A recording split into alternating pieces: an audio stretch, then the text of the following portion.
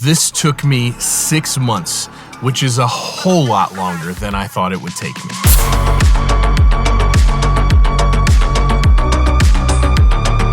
Hey everyone, I'm Cole Caparoon. Thank you for stopping by for another video. 6 months ago, I filmed a video that was my first mix in this studio after construction.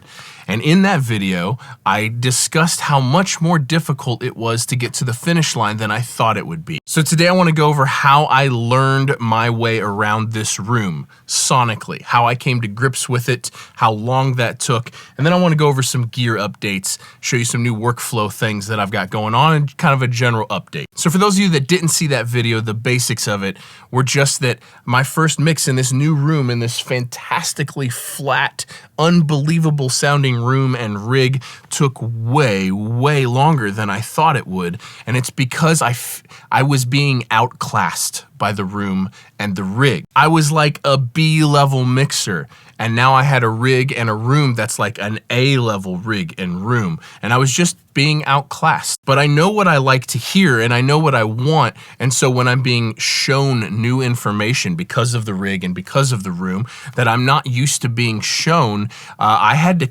create new skill sets and new techniques to solve those problems that I'd never had to solve previously. Now in that video, I was like, I wonder how long it's gonna take for me to come to grips with this because, and we're gonna get on to some things, some techniques that I use to actually come to grips with it that you can use in your studio. But I tore this room apart in August 2023. So that means for a year and a half, it has felt like I've been in limbo. Like I've not had a home base where I can sit down and just work and work quickly and do the best work I'm capable of. It felt like I was in a compromised situation for a year and a half. But the last 2 weeks, I'm back. I feel like I'm back. And I cannot tell you how inspiring that is and how incredible that feels. Okay, now some of these techniques I got from Jack Joseph Puig on episode 22 of Pensado's Place. You can find it on YouTube if you just search Pensado's Place episode 22. Maybe one of the most mind-blowing talks I've ever heard. It changed my life, changed my career trajectory. But in that video, he talked about feeling the room physically, about using more than just your hearing to solve problems within the mix. And this is something that I employed?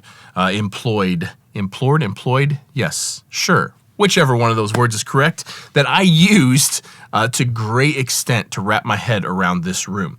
And it had a lot to do with learning low end and learning like where the vocal needed to sit in the mix in this room. Now, I don't think this room has flaws. I mean, it's not the most perfect room in the world, but it's way up there. So it's more about that I've been so used to mixing in a flawed room on a flawed system that I had to recalibrate my brain for what reality actually was. So that way I'm mixing in reality, not mixing on a compromise. But I really dug into feeling the room, feeling the floor. How did the floor resonate? How did it feel when I was mixing? How did the desk resonate? How did it feel? How did I would actually walk up to the subwoofers and don't blame me if you ruin your speakers doing this, but it's a trick that I do all the time and have for years.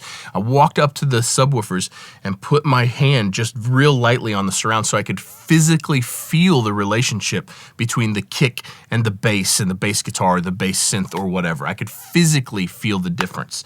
I know we're not supposed to mix with our eyes, and I'm not suggesting you mix with your eyes, but I'm looking at the analyzer on the mix bus and I'm like, does that look like that's appropriate? That looks like that doesn't have nearly enough low end. Check it in the headphones, check it in the car, check it on the laptop. Yep, that doesn't have enough low end. And so just really recalibrating my brain and my skill set to what reality actually is was an interesting undertaking. Spent a lot of time walking around the room, not just sitting in the sweet spot, but letting the mix play and walk around. Go sit over on the subwoofer. Just sit there, see what it feels like.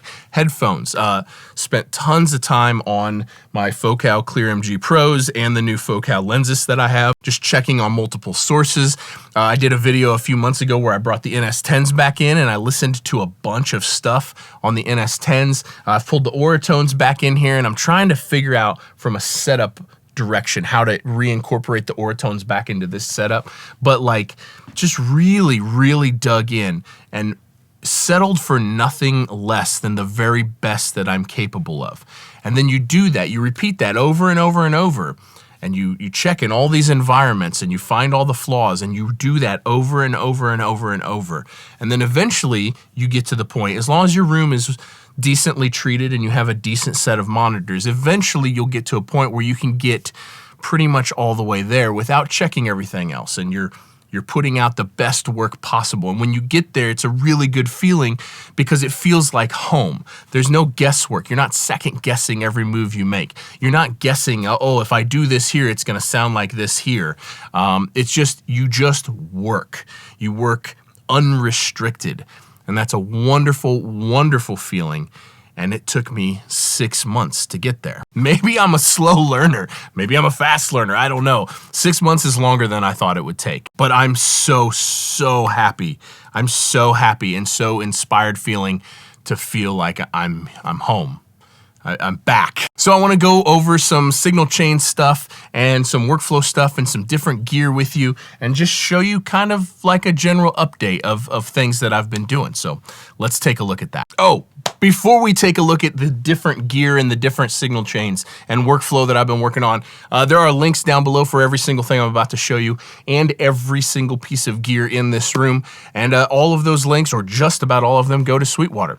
And so I just want to thank Sweetwater for sponsoring this video. Anytime you guys need any piece of musical gear whatsoever, you can jump on any one of my videos, click on any one of the links in the description down below. And when you do that, it costs you nothing extra, but every single time you do that, it goes just a little ways to help this channel out and help me keep making content just like this. So thank you, Sweetwater, for sponsoring this video, and thank you to you guys for using those links anytime you need to purchase anything.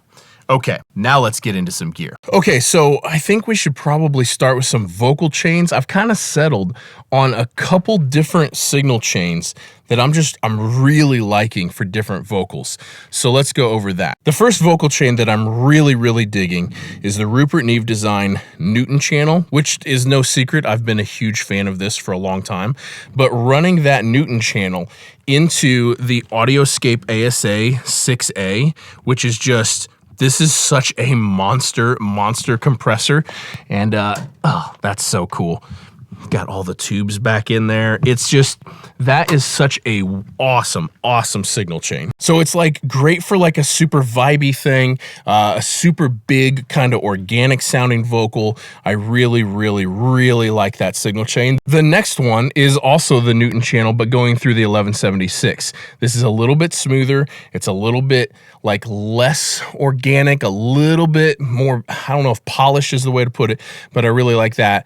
But the other channel is going through the SPL channel 1, which is just like super clean and super polished sounding, super classy and expensive sounding, and then running that through the 1176 for like this another step towards like the polished direction, or running the SPL channel 1 through the Tube Tech for compression for like the ultimate clean pop vocal. That has been really awesome. I have continued to use this Soyuz Lakeside preamp, and it has become one of my all-time favorite preamps. It is unbelievable sounding, and I'm gonna do what I can to get a second one because I have to have a pair of everything that I love. That's unreal. And so one of my current favorite vocal chains is the Lawton Audio Atlantis microphone, which is one of my absolute favorites and hands down my pick under $2,000 for a vocal mic. Unbelievable. So Lawton Audio Atlantis into the Soyuz Lakeside preamp into the Tube Tech. And that is a wonderful chain. That's a magic chain. It is so good. So the other thing I've been doing a lot for bass guitar is running bass guitar out into the Coil Audio CA70, into the Cappy LC25, into the Warm Audio WA1B. This has been a really good chain because the coils are like They're just thick and gooey and even and smooth, and it like sorts out a lot of harshness. They're wonderful. And as you overdrive them, the drive is really, really good. And then the Cappy LC stuff, the LC25 and the LC40 are just really fantastic. They just sound really, really thick on their own, like before you even pass anything through them. They sound awesome. And I really like the frequency points. I really like 50 and 100 hertz on bass guitar, a whole bunch. And then the warm audio. Now, this is a funny one because I actually had several people suggest that warm audio is paying me to keep this here in my room. And I promise you, they're not paying me a cent, not one single cent to keep this in here. I have this warm audio WA1B in here for bass guitar because in my shootout where I shot it out against an actual Tube Tech and the Heritage Audio, I actually liked it better on bass guitar than the Tube Tech. Now, that's not to say I liked it on everything better than the Tube Tech, but on bass guitar, it just locks down like 80 to 110 hertz. And that's what I'm looking for in a bass guitar compressor. I want it to keep that like 100 hertz range just exactly the same no matter what note the bass player is playing. And the warm audio WA1B is actually the best I've ever found at it. It just does it better than any compressor that I've used. So that's why it's there. Another couple gear updates is I finally have the Empirical Labs pumps in the house, and they are very, very cool, and there will be a video coming on these very soon, and there will also be a video coming on the Serpent Splice Mark II, which is a compressor that I have wanted to try for a very long time, and these sound great. These are really, really good. So there will be videos coming on those very soon, as there will the SSL Bus Plus. I keep meaning to get to that video, and I have not been able to get to it yet, but it is unbelievable, and so it's coming soon. And let me know if you guys want a video on the Tube Tech. I mean, to me, this is like one of my holy grail compressors, and I've had this for 14 years now, probably, and I should probably do a video on my own holy grail compressor that I've had forever. So let me know if you guys want a video on that. Another thing that I'm still trying to work out that I haven't really settled yet is a monitor control for the Atmos rig. I tried a Stream Deck, couldn't get the Stream Deck going. It just would not work for me. And so I'm still on the fence about what I'm going to do for a monitor controller here. The Grace 908 is an option. The Dad Mom is an option.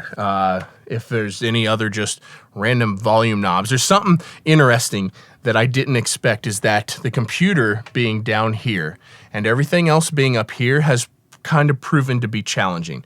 It took me 5 different HDMI cables to find one that would work running that path all the way along there back to the computer. And now I'm dealing with that with USB cables. USB cables do not want to go 35 foot the long way around. And so I'm almost wondering if I'm going to eventually change this and put the computer on the front of the room, which means the flock will probably have to go on the front of the room. It will be kind of a big changeover, but I'm trying to work that out just to make it a little bit more seamless and a little bit, I don't know, solve some of these issues. But that's going to do it for me today. Thank you guys so much for tuning in for a video. I took a long break there. I took almost a month off, and it was a nice break, but I'm ready to start cranking out videos again. So thank you guys for watching. Don't forget to subscribe if you haven't yet, and I'll see you guys in the next video. We'll see you. Peace.